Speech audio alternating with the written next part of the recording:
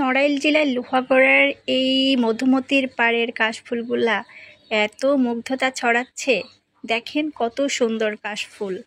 আমাদের নড়াইল জেলার লোহাগড়ার মানুষ তো ভীষণ আনন্দিত হয় প্রতি বছর শরৎকালের এই কাশফুলের সমারোহের মধ্যে ঘোরাঘুরি করে। শুধু আমাদের নড়াইল জেলার মানুষ, লোহাগড়ার মানুষ শুধু আমরাই আনন্দিত হই না, এখানে অনেক দূর থেকে সবাই ঘুরতে চলে আসে, অনেক জেলা থেকে ঘুরতে চলে আসে।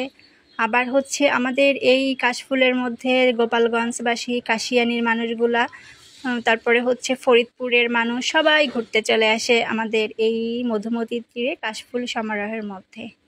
কত সুন্দর দেখেছেন কাশফুলগুলা।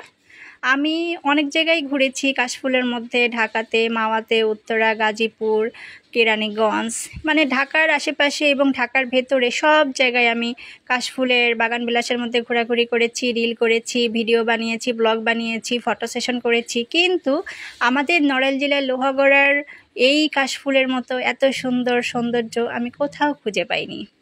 আর কাশফুলের জন্য আমাদের নড়াইল জেলার লোহাগড়ার এই মধুমতির তীরের কাশফুলগুলা বেস্ট। আমি যখনই ঢাকা থেকে নড়াইলে আসি, আমার বাড়িতে লোহাগড়াতে, আমার বাড়িতে যখনই আমি ঢাকা থেকে আসি তখনই আমি এই কাশফুলের মধ্যে ঘুরতে চলে আসি। আর প্রতি বছর আমি শরৎকালে এই কাশফুলের মধ্যে ঘুরতে আসি, আনন্দ করি, ভালোই লাগে আমার।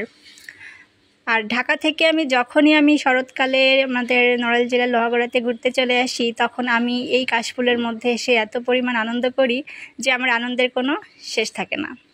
আমার হাতে দেখেছেন এই কাশফুলগুলো আমি ছিঁড়ে একদম মানে হাতের মুঠোয় রেখে দিয়েছি, বাসায় নিয়ে যাব এই কাশফুলগুলা। তো এই হলো আমাদের নড়াইল জেলার লোহাগড়ার মধুমতি তীরের কাশফুল।